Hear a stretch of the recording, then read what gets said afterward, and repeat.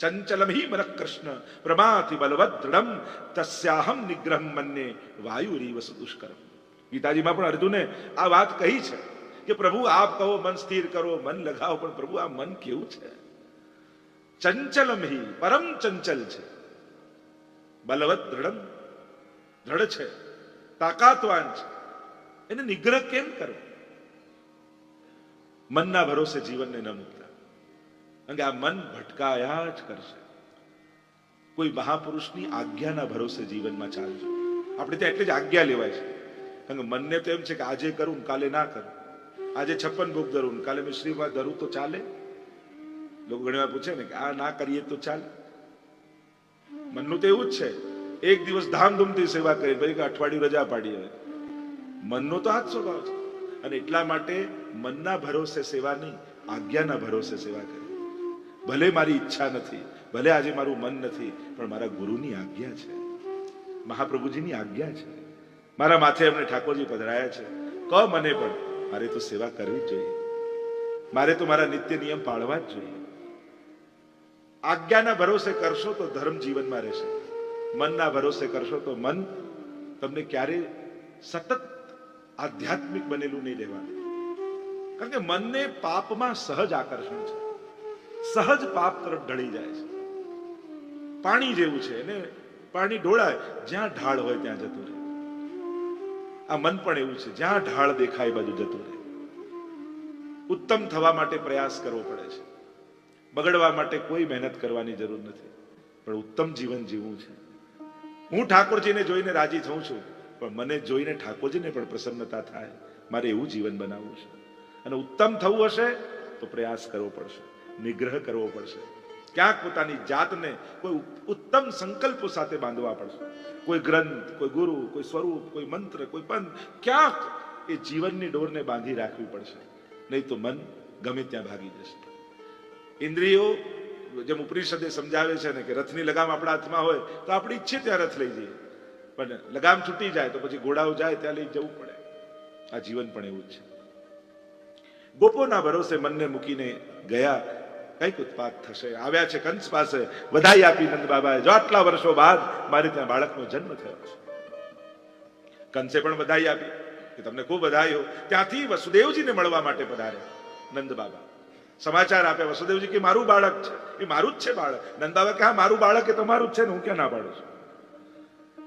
વસુદેવજી કહેવા લાગ્યા કે મને ભય છે, તમે ગોકુલને આ રીતે એકલું મૂકીને આવ્યા, ત્યાં કંઈક ઉત્પાત થશે. અને અહીંયા સુખદેવજી વર્ણન કરતા બોલ્યા, કંસેન પ્રહિતા, કંસે મોકલેલી કેવી છે? ઘોરા, બાલ ઘાતીની, બાળકોને મારનારી. અને પૂતનાએ વ્રજમાં પ્રવેશ કર્યો. કંસનો શત્રુ કોણ? કોણ શોધવા બેસે? એના કરતા જે નવજાત બાળકો હોય ને એ બધાને સ્તનપાન કરાવી, એમાં વિષ લગાવી બધાને મારી નાખો, બધાના પ્રાણોના કર્ષણ કરી લો.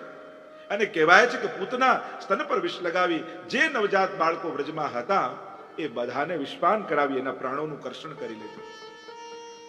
અને કરતી કરતી આવી નંદાલયમાં. યશોદાજીની ગોદમાં લાલન છે. જ્યાં પૂતના દ્વાર પર આવી પ્રવેશ કરવા ગઈ ત્યાં ઠાકોરજી આંખ બંધ કરી લીધા. પૂતાન નયતી હતી પૂતના. અનેક અનેક ભાવ, આપણા પુણ્યોને જે લઈ જાય પૂતના છે. આપણી દુર્ભાવના, આપણા દુર્વિચાર, અવિદ્યા રૂપા છે એમ મહાપ્રભુજી સમજાવે છે. પંચ પરવા છે અવિદ્યા, એમ કહ્યું. સાક્ષાત અવિદ્યાનું મૂર્તિમંત સ્વરૂપે પૂતના છે. અને જયારે અવિદ્યા આપણા પર હાવી હોય ને અને દર્શન કરવા જાઓ ને, તમે ભલે ઠાકોરજીને જોઈ શકો, પણ ઠાકોરજી આંખ બંધ કરી લે.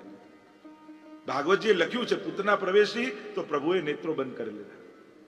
એક વસ્તુ યાદ રાખો, ઠાકોરજી બધાને દર્શન આપે છે, પણ ઠાકોરજી બધાને નજર નથી આપતા, દ્રષ્ટિ નથી આપતા. દર્શન બધાને થાય પણ પ્રભુ બધાને દ્રષ્ટિ ના આપે. પ્રભુની દ્રષ્ટિ બે પ્રકારની, કાળ રૂપે, કૃપા રૂપે. પૂતનાને દ્રષ્ટિ ના આપી ઠાકોરજી, અને દ્રષ્ટિ પડતા જ અવિદ્યા સમાપ્ત થઈ જાય. જો પ્રભુ દ્રષ્ટિ આપે, પ્રભુની દ્રષ્ટિ જ્ઞાન રૂપા છે, અને જ્ઞાન જો અવિદ્યા પર પડે તો સમાપ્ત થઈ જાય, તો પૂતના વધની લીલા ન થાય, પૂતના ઉદ્ધારની લીલા ન થઈ શકે. અને એટલા માટે પ્રભુએ દ્રષ્ટિ ના આપી. કોઈ એવો ભાવ કર્યો કે આ પૂતના બાલઘાતીની છે, અને આવી બાલઘાતીની મુખ જોવા જેવું નથી, એટલે પ્રભુએ દ્રષ્ટિ બંધ કરી લીધી. આ નેત્રો બંધ કર્યા એનો એક બીજો ભાવ એ બતાવ્યો. આ તો પુષ્ટિ લીલા મારે કરવાની છે. જીવમાં દોષ અને ગુણ બંને છે. પૂતના વિષ લગાવીને આવી એનો દોષ છે, પણ પયપાન કરાવવા આવી એનો ગુણ છે. અને એટલા માટે આંખ બંધ કરીને પ્રભુ કહે કે મારે આના દોષ જોવા નથી, કેવલ ગુણનું જ ગ્રહણ કરવું છે. અનેક અનેક ભાવો બતાવવામાં આવ્યા. પૂતનાને દ્રષ્ટિ પ્રભુએ ના આપી, આંખો બંધ કરી લીધી. બીજું એક કારણ આપ્યું કે આ વિષ લગાવીને આવી એટલે ઠાકોરજી આંખ બંધ કરીને મહાદેવજીને કહે છે કે આ વિષપાન કરવું તો તમારું કામ છે, હું તો અહીંયા માખણ મિશ્રી આરોગવા આવ્યો છું, એટલે તમે આવો ને પીઓ, મારું કામ નહીં. યા પ્રભુ આંખો બંધ કરીને વિચાર કરે છે કે આ સ્તનપાન કરાવવા આવી છે તો મારી વ્રજમાં માં કેટલી?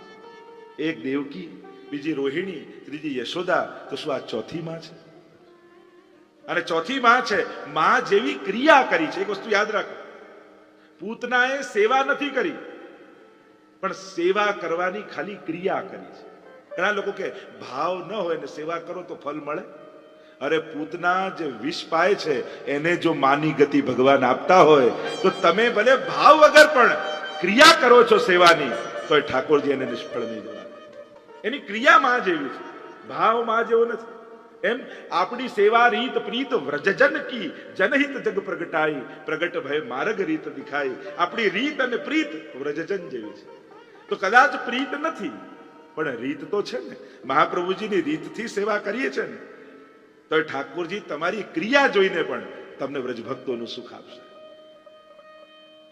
મને તો ઘણી વાર એમ આ કથા આવે ત્યારે આમ વિચાર આવે કે વિષ લગાડીને પયપાન કરાવે તોય માની ગતિ, તો અમારા વાલા વૈષ્ણવ રોજ સવારે દૂધ સુંદર રીતે ઉકાળી, ચારોળી, કેસર ને ઇલાયચી ને બધું પધરાવી અને એટલું ઓટીને સુંદર તૈયાર કરે અને નાનકડી ચાંદીની કટોરી હોય એમાં પધરાવે, પ્રભુને લાયક સુહાતું દૂધ કરે અને પછી મંગલ ભોગમાં આરોગ આવે અને પ્રભુ એને પાન કરી તમને કઈ ગતિ નહીં આપે? વિચાર તો કરો.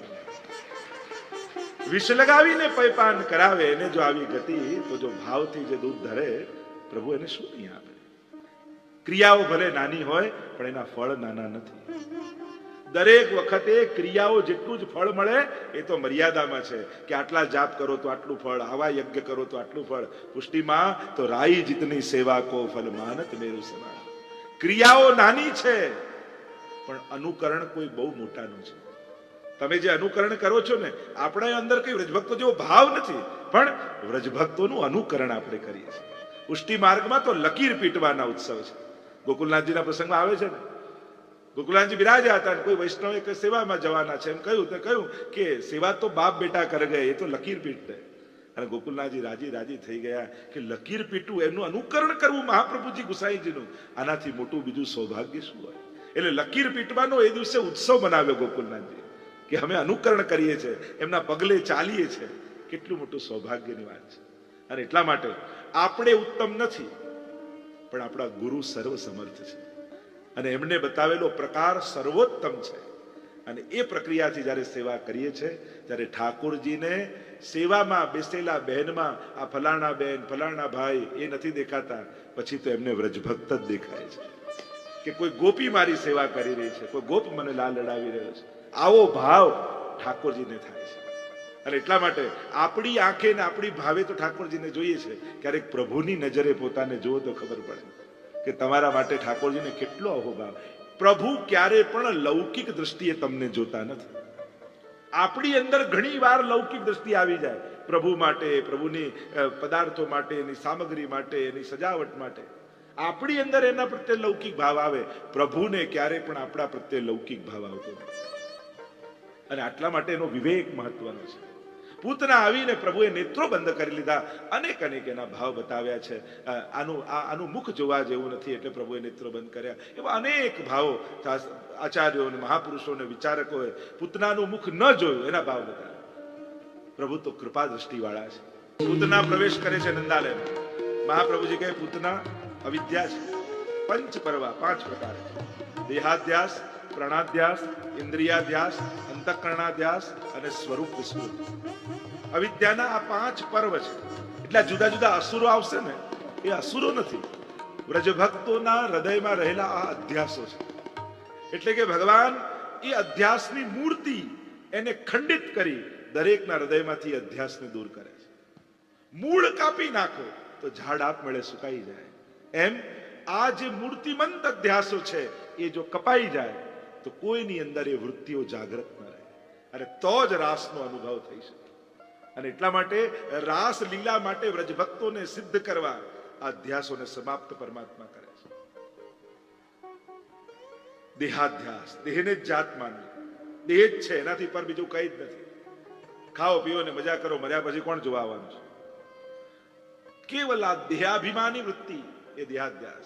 પ્રાણાધ્યાસ, યોગીઓને પ્રાણાધ્યાસ કે બસ આ પ્રાણાયામ કરતા રહો ને એનાથી જ બધું ચાલે છે, પણ ભૂલી જાય કે શ્વાસ ચલાવે છે કોણ? બાળક જન્મ લીધો, કોઈ શીખવાડે છે? બેટા પહેલા ઊંડી શ્વાસ લે, પછી બહાર કાઢ, પછી પાછી ઊંડી લે, પાછું બહાર કાઢ, હા હવે આવું કરતો રહે. કોઈ આવી ટ્રેનિંગ આપે છે? લેતા નથી, ચાલી રહી છે. જો લેતા હોત તો બંધ જ ન કરત. ચાલી રહ્યું છે એટલે જ ચાલે છે. પ્રાણાધ્યાસ, ઇન્દ્રિયાધ્યાસ, આ ઇન્દ્રિયોને આ લાલસામાં અને એને જ સુખ માટે જીવવું. અંતઃકરણાધ્યાસ, મન બુદ્ધિ ચિત્ત અને અહંકાર, એને અંતઃકરણ કહેવાય. સ્વરૂપ વિસ્મૃતિ, પોતાના સ્વરૂપની વિસ્મૃતિ થવી. હું કોણ છું આ સૌથી મોટો પ્રશ્ન, અને એ પ્રશ્ન ન જાણવો, પોતાનો પરિચય અને એ પામવું એ બહુ મોટી સિદ્ધિ છે. આમ 5 પ્રકારની અવિદ્યા, પંચપરવા વિદ્યા પ્રવેશ કરે છે નંદાલયમાં. યશોદાજીની ગોદમાં લાલન પડેલા છે. આવી બાજુમાં બેસી ગઈ, સુંદરીનું રૂપ લઈને આવી. અવિદ્યા દેખીને કદરૂપું ન લાગે. કલિયુગમાં પણ પાપ પણ પુણ્યના કપડા પહેરીને આવશે. અપશબ્દો બોલતા બોલતા તમને કોઈ છેતરવા નહીં આવે, શ્લોકો બોલતા બોલતા છેતરવા આવશે. એટલે કલિયુગ પાખંડ પ્રચુરે લોકે, પાખંડ પ્રધાન છે. અને એટલા માટે બહુ લાલસા ને બહુ ચાય કરી લો, પેલું કરી લો, આનાથી આ મળી જાય, અને જે લોકો બહુ શોર્ટકટ બતાવે એનાથી વધારે સાવધાન રહે. બસ આમ કરો એટલે બધું પતી ગયું. સહજ નિર્દોષતા ધર્મમાં બનાવી રાખવી બહુ જરૂર. ક્યાંય લલચાવવું નહીં, ક્યાંય તણાવવું નહીં, ક્યાંય ખેંચાવવું નહીં. સીધો સીધો મહાપ્રભુજીએ માર્ગ આપ્યો છે, પ્રભુની ભક્તિ કરો ને આપણો ઉદ્ધાર થશે. શાસ્ત્રોક્ત સહજ ધર્મ બતાવ્યો છે, અને એ સરળ સહજ સૈદ્ધાંતિક શાસ્ત્રોક્ત એ છોડીને આપણે જ્યારે પણ લલચાઈએ છીએ ત્યારે સમાજ આપણો ઉપયોગ કરી લે છે. અને એટલા માટે બહુ સાવધાન રહેવું, બહુ ફાંફા મરવાની વૃત્તિ ઓછી કરી દેવી. કલિયુગમાં ભટકતા માણસને લોકો ભટકાવ્યા કરે, ભરમાયા કરે, છેતર્યા કરે. કોઈ છેતરી ગયું એ ફરિયાદ કરીએ છીએ, પણ એ છેતરવાનો એને મોકો આપણે આપ્યો એ તો આપણે ભૂલી જ જઈએ છીએ. તક તો આપણે જ આપીએ છીએ. અને એટલા માટે સુંદરીનું રૂપ લઈને આવી, લોકો છેતરનારા પણ ઉત્તમ બનીને આવશે. સાવધાન એ રહેવું કે આ ભગવાન તરફ લઈ જાય છે કે બીજે રસ્તે લઈ જાય છે, એનું ચિંતન કરવું. આવી વાતો કરવા લાગી, અને એવી વાતોમાં યશોદાજીને રાજી કરી લીધા. અને યશોદાજીને થયું આ તો ક્યાંકની રાણી લાગે છે, મારા લાલનના સમાચાર સાંભળીને વધાઈ આપવા આવી છે, અને કેવી મારા લાલનથી રાજી થઈ. માને એના દીકરાના કોઈ વખાણ કરે ને, બસ એનાથી મોટું બીજું કાંઈ નહીં. તમારું બાળક તો ખરેખર એવું તોફાની હોય પણ મા બાપને એક્ટિવ લાગે. મારો દીકરો બહુ એક્ટિવ હોય છે, તોફાની, આખું ગામ માથે લઈ લે, એ રાજી થાય કેવો એક્ટિવ છે. એટલે એના દોષો પણ ગુણરૂપ લાગજો. આ મા બાપની નજર કહું છું. બસ પ્રભુની પણ દ્રષ્ટિ આવી છે. ભક્તના દોષ પણ પ્રભુને ગુણરૂપ લાગે છે. ક્યાંક એની કમી છે પણ એને વિશેષતા લાગે.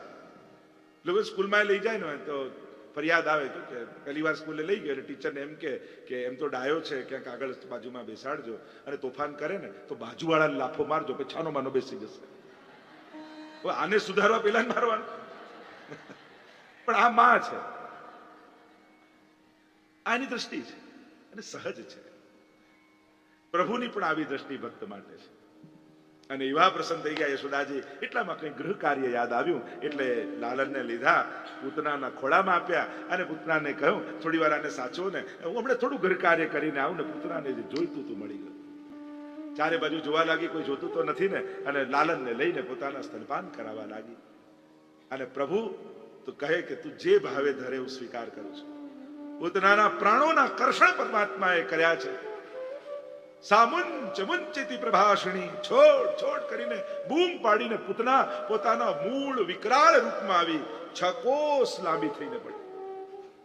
છ કોષ એટલે છ ઉપર જ કામ કરે ને, 5 જ્ઞાનેન્દ્રિયો ને 6ઠું મન. વિકરાળ રૂપ ધારણ કરીને પડી અવિદ્યા, વૃક્ષો એની ઉપર પડ્યા, માનો પોતાની ચિતા તૈયાર કરીને પડી. એટલો ભયંકર અવાજ આવ્યો, બધા દોડીને ભેગા થઈ ગયા. લાલનને ઉપર રમતા જોયા, યશોદાજી દોડીને ગોદમાં લઈ લીધા અને બ્રજવાસીઓ ભેગા, આ રાક્ષસ ક્યાંથી આવી, કોણે મોકલી, લાલનને મારવા માટે આવી. ત્યાં જ એનો અગ્નિ સંસ્કાર કર્યો. અવિદ્યા પૂતના નષ્ટાહ ગંધ માત્ર અવશેષિતાહ. બળી તો કહેવાય છે એમાંથી ચંદનની સુગંધ નીકળી, આખા વ્રજમાં વ્યાપી ગઈ. કહ્યું કે ભક્તિમાં આટલી અમતા મમતા તો જોઈએ ને. અવિદ્યા એટલે અમતા ને મમતા, હું અને મારું, હું ભગવાનનો દાસ છું એટલો અહંકાર, અને પ્રભુ મારા છે એટલું મમત્વ. તો જ ભક્તિ થઈ શકે. પૂતના કવચ દ્વારા પ્રભુની રક્ષાની પ્રયાસ કર્યો છે વ્રજભક્તોએ. ગાયોની પૂંછ પ્રભુના મસ્તક પર ફેરવી છે, મારા લાલનને કોઈની નજર ન લાગે. કહેવા લાગ્યા, પ્રભુની આ લીલાઓ કેટલી મધુર અને સુંદર છે, શ્રવણ કરતા જ આનંદ આવે એવી છે. હે ગુરુદેવ, કૃપા કરીને આ વિવિધ પ્રકારની લીલાઓ અમને વિસ્તારથી કહો. એમ કહી પરીક્ષિત મહારાજે પોતાના ભાવોને અભિવ્યક્ત કર્યા છે. સુખદેવજી કહેવા લાગ્યા, એકવાર ગર્ગજી આવ્યા પ્રભુનું નામકરણ કરવા માટે. અહીંયા પ્રભુ ધીમે ધીમે મોટા થઈ રહ્યા છે. એકવાર તો પ્રભુએ પડખું ફેરવ્યું અને યશોદાજીને જોયું પોતાની આંખની સામે કે પ્રભુ કરવટ બદલી. અને યશોદાજી તો એટલા ખુશ થઈ ગયા, બાબા પાસે આવ્યા અને કહેવા લાગ્યા, મોટો ઉત્સવ કરો, આનંદ કરો, મંગલ કરો, પ્રસાદ લેવડાવો, બધાને બોલાવો. પણ થયું શું? અરે આપણા લાલાને પડખું ફેરવ્યું. આ વૈષ્ણવને તો મનોરથ કરવાના બહાનાઓ જોઈએ. આનો જન્મદિવસ છે, બધાને બોલાવો, સત્સંગ કરાવો, પાઠ કરાવો, મનોરથ કરો. ભાઈઓને થાય કે વારે ઘડી છે નો સત્સંગ, પણ બહેનોનો આનંદ જ એ છે. બધા મળે અને એમના ચહેરા પર જે રોનક, ખુશી ને આનંદ હોય, જોવા જેવી હોય. જયારે કોઈના ઘરે સત્સંગ રખાયો હોય, જયારે જઈએ ને, જેને ઘરે હોય એનો આનંદમાં એમ જ લાગે જાણે વ્રજની કોઈ ગોપી છે. આમથી તેમ દોડતા હોય, આ કરવું, પેલું કરવું, ફલાણું કરવું, આ લેવડાવું, આ ઉત્સવ કરાવું. એના ચહેરા પરનો આનંદ જોવા જોઈએ. ઘણીવાર વૈષ્ણવ એમના મનોરથોમાં અમને પધરાવે ને, અન્નકૂટ કરે કે હોરીકેલ કરે, પલના કરે, ત્યારે અમે ઠાકોરજીને તો દર્શન કરીએ, પણ એ વૈષ્ણવના દર્શન કરીને બહુ આનંદ આવે. દિવસે એટલા આનંદમાં હોય ત્યારે એની ચિંતા પણ આનંદ આપનારી હોય. એના ચહેરા પર ચિંતા કેમ થશે, શું થશે, એની ગભરાટ, એનું પણ એક ખુશી, એક ઉત્સવ એના હૃદયમાં ગુંજતો હોય છે. એના દર્શન કરીને વધારે આનંદ આવે. બધાને બોલાવ્યા છે, બધા માટે તૈયારીઓ થઈ રહી છે. અને પ્રભુને વ્યસ્તતા હોવાને કારણે પ્રભુને એક શકટ હતું, ગાડું હતું, એને નીચે પલનું બનાવી લાલનને પધરાવી દીધા. અને જે સામગ્રી બનતી જાય બધું શકટ ઉપર મૂકતા જાય, ગાડા ઉપર મૂકતા જાય. શકટ એટલે સંસાર, 2 પૈડા સ્ત્રી અને પુરુષ. પ્રભુ કહે કે આ સંસારના ગાડામાં રસ ઉપર ને મને નીચે રાખે તો ગાડું પડી જ જાય. શકટાસુરે પ્રવેશ કર્યો, પ્રભુએ ચરણનો પ્રહાર કર્યો, શકટ તૂટ્યું અને બધા રસ ઢોળાઈ ગયા. પ્રભુને રસ ઢોળવામાં રસ નથી, આપણું ધ્યાન એનામાં ખેંચવામાં રસ છે. ઘણીવાર અનુકૂળતાઓ પ્રભુનું સ્મરણ કરાવી દે અને પ્રભુ ક્યારેક એવા ગાડાઓને તોડે ને તો આપમેળે ઠાકોરજી તરફ જવાની ઈચ્છા થઈ જાય. ઘણીવાર વિપરીત સંજોગો પણ પ્રભુની સુધી કરાવનારા હોય છે, પ્રભુ તરફ લઈ જનારા હોય છે. જો આવું ન થયું હોત તો કદાચ અમે ઠાકોરજીમાં માનતા ન હોત. ઘણીવાર જીવનમાં આવેલા સંકટો આપણી અંદર શ્રદ્ધા જગાવતા હોય છે. રસ ઢોળ્યા છે, પ્રભુને ગોદમાં લીધા અને હવે તો નક્કી કર્યું કે હવે ગમે તેવો ઉત્સવ હોય પ્રભુને નહીં ભૂલવા. આપણી ચિત્તની વૃત્તિ પ્રભુ તરફ જ રહેવી જોઈએ.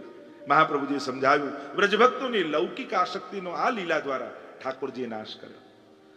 જે પ્રભુ લીલા કરશે એનું મૂળ ઉદ્દેશ્ય તો ભક્તનો નિરોધ ભગવાનમાં થાય એના માટે છે, કે એ લોકો પ્રપંચને વિસ્મૃત કરી દે અને એમનું ચિત્ત ઠાકોરજીમાં લાગી જાય. પ્રત્યેક પ્રભુની આ લીલાઓ ભક્તના મનને પોતાની તરફ ખેંચનારી છે. એકવાર યશોદાજીની ગોદમાં લાલન હતા ને કંસે તૃણાવર્તને મોકલ્યો. વંટોળિયાના રૂપમાં આવ્યો. થયું કે પ્રભુને ઉપાડી જાઉં અને મથુરા લઈ જાઉં. પ્રભુએ પોતાનો ભાર વધાર્યો, એટલું ભાર વધાર્યું કે યશોદાજી ઉચકી ન શક્યા, નીચે પધરાવી દીધા. એટલે હું તો કહું કે જ્યારે પ્રભુ ભારરૂપ લાગવા માંડે તો માનજો આપણા જીવનમાં તૃણાવર્તે પ્રવેશ કર્યો છે. જે આનંદ રૂપ પ્રભુ છે, આપણા જીવનનો આનંદનો આધાર છે, એ આપણને ભારરૂપ લાગવા માંડે, સમજજો કે તૃણાવર્ત રજોગુણની આંધી આપણા જીવનમાં છે. ઉપાડવા ગયો, આકાશમાં ઊંચા લીધા અને પ્રભુએ એક થપાટ મારી, તૃણાવર્તનો ઉદ્ધાર થઈ ગયો. આ તૃણાવર્ત એટલે રજોગુણની આંધી. કામ એશ ક્રોધ એશ રજોગુણ સમુદ્ભવ મહાશનો મહાપાપમાં વિદ્યેન મિહ વૈરિણમ. કામ અને ક્રોધ જે રજોગુણથી ઉત્પન્ન થનારા છે, તું એને વેરી જાણ, એમ કહ્યું છે. એક વાર પ્રભુએ બગાસું ખાધું અને બ્રહ્માંડના દર્શન યશોદાજીને કરાવ્યા. અનેકવિધ પ્રકારની લીલાઓના વર્ણન શ્રીમદ ભાગવતમાં વર્ણિત છે. પ્રભુ અનેક અનેક લીલાઓ કરી ભક્તોના મનને પોતાના તરફ આકર્ષિત કરી રહ્યા છે. 10મ સ્કંદમાં ઠાકોરજી વિવિધ લીલાઓ દ્વારા ભક્તોના મનને પોતાની તરફ ખેંચે છે. વસુદેવજીએ ગર્ગજીને મોકલ્યા છે, મારા બાળકનું નામકરણ કરીને આવો. અને સુખદેવજી વર્ણન કરતા બોલ્યા, ગર્ગજીને મોકલ્યા છે. ગર્ગજી કુલ પુરોહિત છે. નામકરણ કરવા આપણે ત્યાં 16 સંસ્કાર છે, એમાં નામકરણ સંસ્કાર છે. પહેલાના સમયમાં જેવા ગુણ હોય એવા નામકરણ કરતા આવ્યા છે મહાપુરુષ ગર્ગજી. અને પહેલાના સમયમાં પુરોહિત પાસે, ગુરુ પાસે, મુનિઓ પાસે નામકરણ થતા. આ ફૈબા વચમાં ક્યારે આવી ગયા કોઈને ખબર ના પડે. પાછળથી એવું કંઈક લોકો વાયકા થઈને ફૈબા નામ પાડે એવું થયું. બાકી તો ગુરુજનો પાસે નામકરણ, એના ગુણ આદિના દર્શન કરીને પછી નામકરણ થતા. બાળકોના નામકરણ કરવાના છે અને ગૌશાળામાં બધી તૈયારીઓ કરી છે. વસુદેવજી, યશોદાજી, રોહિણીજી બંને પોતાના બાળકોને ખોળામાં લઈ વૈદિક વિધિ દ્વારા આજે ગર્ગજી નામકરણ કરી રહ્યા છે. વિધિ પૂર્ણ થતા નામ પાડવાનો સમય આવ્યો. સૌથી પહેલી દ્રષ્ટિ રોહિણીજીના ખોળામાં રહેલા દાઉજી ઉપર ગઈ અને દાઉજીના દર્શન કરી ગર્ગજી બોલ્યા છે, અયમ હિ રોહિણી પુત્રો. આ રોહિણીજીનું બાળક. રમયન સુરદો ગુણઈ, અનેક ગુણોથી સુશોભિત છે. આખ્યા સતે રામ, આને જોઈને સર્વને આનંદ આપનારા થશે એટલે એનું નામ હું રામ રાખું છું. બલમાં સર્વથી અધિક થશે એટલે એનું નામ હું બલ રાખું છું. બોલીએ બલરામજી મહારાજ કી જય. જો પુષ્ટિ માર્ગમાં પણ દાઉજીની સેવા છે, પણ આપણે ત્યાં શ્યામ દાઉજી છે. ગૌર એમ એનો વર્ણ ગૌર, પણ આપણે ત્યાં ભગવદ આવેશ વાળા દાઉજી સેવનીય છે. જેમ શ્રીનાથજીનો ડાબો હાથ ઊંચો હોય ને, એમ દાઉજીનો જમણો હાથ ઊંચો. દાઉજીનું સ્વરૂપ જુઓ, જમણો હાથ ઊંચો. હવે દ્રષ્ટિ પડી પ્રભુની તરફ. કમળની પાંખુડીઓ જેવા મોટા મોટા નેત્રો, ગુંગરાળા ગુંગરાળા વાળ, નીલમણી જેવી શ્રીઅંગની આભા અને એવું નિર્દોષ સૌંદર્ય પ્રભુના મુખારવિંદ પર. અને મોટા મોટા નેત્રોથી ગર્ગજી તરફ દ્રષ્ટિ પ્રભુ કરી રહ્યા છે. નેત્રોને ડબડબાવી રહ્યા છે. અને જ્યાં ગર્ગજીએ પ્રભુ તરફ જોયું, ઓળખી ગયા, અરે આ પોતે પધાર્યા છે. પ્રભુને જોતા જ હજારો નામ ગર્ગજીના મુખમાં આવવા લાગ્યા, ચિત્તમાં આવવા લાગ્યા. આ રાખું, આ રાખું, આ રાખું, આ રાખું, મારો સહસ્ત્ર નામ એ જ સમયે ગર્ગજીના મનમાંથી પ્રગટ થવા લાગ્યા. બહુની સંતિ નામાની, અનેક અનેક અવતારો આંખની સામે ઝલકવા લાગ્યા. રૂપાણી ચ સુતસ્તે, આના તો કેટલા રૂપ. રૂપ નામ વિભેદેન જગત ક્રીડતી યોયત. દુનિયાભરના નામ આના જ છે, દુનિયાભરના રૂપ આના જ છે. પણ આને જોતા જ મારું મન ખેંચાઈ ગયું છે. કણ કણમાં સર્વત્ર જ્યાં જ્યાં સત્તા છે, ત્યાં આનંદ રૂપે વિરાજમાન છે. કૃષિર ભૂવાચકો શબ્દ ણશ્ચ નિવૃત્તિવાચક તયો રૈક્ય પરબ્રહ્મ કૃષ્ણત્ય વિધીયતે. કૃષ્ણ તાપની ઉપનિષદમાં કૃષ્ણ શબ્દની વ્યાખ્યા, ડેફિનેશન આપી. કૃષ્ણ એટલે કોણ? કૃષિર ભૂવા, ભૂ સત્તાયામ. કૃષ્ણ આનંદવાચક, જેની આનંદ રૂપ સત્તા કણ કણમાં વ્યાપેલી છે, એ જ કૃષ્ણ છે. અને એટલા માટે આનું નામ હું કૃષ્ણ રાખું છું. બોલો કૃષ્ણ કનૈયા લાલ કી જય. અને કૃષ્ણ શબ્દ સાંભળતાની સાથે ગોપીઓ આનંદમાં આવી ગઈ. કેટલી ગોપીઓ તો મૂર્છિત થઈ ગઈ. કૃષ્ણ નામ જપતે શ્રવણ સુન્યોરી આલી, ભૂલીની ભવન હો તો બાવરી. કે આ ગોપીઓ એ તો ઋષિ છે, શ્રુતિઓ છે. અને શ્રુતિએ બ્રહ્મરૂપ પરમાત્માની ખૂબ સુંદર દાન કર્યું છે, અનેક પ્રકારથી કર્યું છે. પણ એ બ્રહ્મ પૂર્ણ પુરુષોત્તમ સુધી પહોંચી નથી શ્રુતિઓ. અને આજે ગર્ગજીના મુખે આ પૂર્ણ પુરુષોત્તમનું નામ સાંભળી શ્રુતિઓ આનંદમાં આવી. આ ઋષિઓને એમ થયું કે આજે તો આ કોઈ અવતાર નથી, અવતારી પોતે આવ્યા છે, કારણ કે કૃષ્ણ છે. કૃષ્ણ પ્રગટ પછી થયા. નામ તો જૂનું છે, ઉપનિષદનું છે. અને આ જ્યારે શ્રવણ કર્યું છે ગોપીઓએ, અને ગોપીઓ આનંદિત થઈ ગઈ. પૂર્ણ પુરુષોત્તમ પોતે પધાર્યા. અને હવે તો લાલન ધીરે ધીરે મોટા થવા લાગ્યા, ઘૂંટણીએ ચાલતા થયા. ચલબન શીખવત યશોદા મૈયા, અને યશોદાજી આંગળી પકડી પકડીને પ્રભુને ચાલતા શીખવાડે. પણ હમણાં તો ધીમે ધીમે ઘૂંટણીએ ચાલતા થયા. એને પણ અનેક પ્રકારની 7 પ્રકારની બાલ લીલાનું વર્ણન શ્રી મહાપ્રભુજી સમજાવે છે. રોજ ગોપીજનો બપોર પડે એટલે ભેગી થઈ જાય ઠાકોરજીની પાસે, અને જુદી જુદી રમતો ઠાકોરજીને શીખવાડે. નંદાલયની આંગણામાં બાંધેલી ગાય રોજ પલનામાં ઝૂલતા લાલનને જુએ, અને યશોદાજી ઝુલાવતા હોય. જોતા જોતા અશ્રુપાત થાય ગાયને. આવું સુખ યશોદાજી જેવું મને ક્યારે મળશે?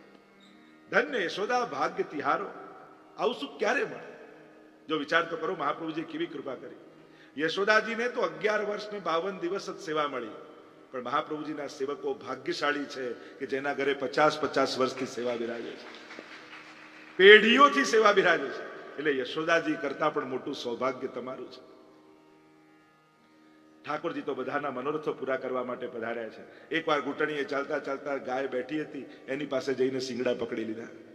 ગાય ઊભી થઈ ગઈ અને આમ લટકી રહ્યા છે ઠાકોરજી. અને ગાયને યાદ આવી, યશોદાજી તો રોજ પલના ઝુલાવે, એટલે ગાય મસ્તક નીચે ઉપર નીચે ઉપર આમ કરીને પ્રભુને પલના ઝુલાવવાનો આનંદ. અનેક પ્રકારથી પ્રભુ ભક્તોના મનોરથોને પૂરા કરે છે. પ્રભુને ભક્તના મનોરથો પૂરા કરવા કોઈ સાધનની જરૂર નથી. એ તો અભિનય માત્ર છે. ત્યાં વેણુ ગીતમાં તો નટવર કહ્યું છે, નટ અને વરવત, રસ સહિત અને કેવલ. ઘણી જગ્યાએ ભગવત રસદાન કરીને કૃપા કરે, ઘણી વાર કેવલ ઈશારો કરીને પણ ભક્તના મનોરથો પૂરા કરી દે, કેવલ દ્રષ્ટિ કરીને પણ એના મનોરથો પૂરા કરી દે. આપણે ત્યાં પદ સાહિત્યમાં પણ પ્રેંખ પર્યંક આદિ પદોમાં પણ પલ્લામાં ઝૂલતા ઝૂલતા ઠાકોરજી દ્રષ્ટિ કરે, અને જેનો જેવો ભાવ હોય એવા મનોરથો પૂરા થઈ ગયાનો આનંદ એને અનુભવ થઈ જાય. એ દ્રષ્ટિમાં, એ અભિનય દ્વારા પણ પ્રભુ મનોરથોને પૂર્ણ કરે છે. પ્રભુને સામગ્રીની પણ આવશ્યકતા નથી, કોઈ સાધન સામગ્રી, કેવલ કૃપા કટાક્ષ દ્વારા મનોરથોને પૂર્ણ કરી શકે છે. ઘૂંટણીએ ચાલતા થયા. હવે તો બાળકોને ભેગા કર્યા, મંડળી બનાવી. જે મળે વેચીને ખાવાનું, માખણ મળે તો માખણ ને માર મળે તો માર.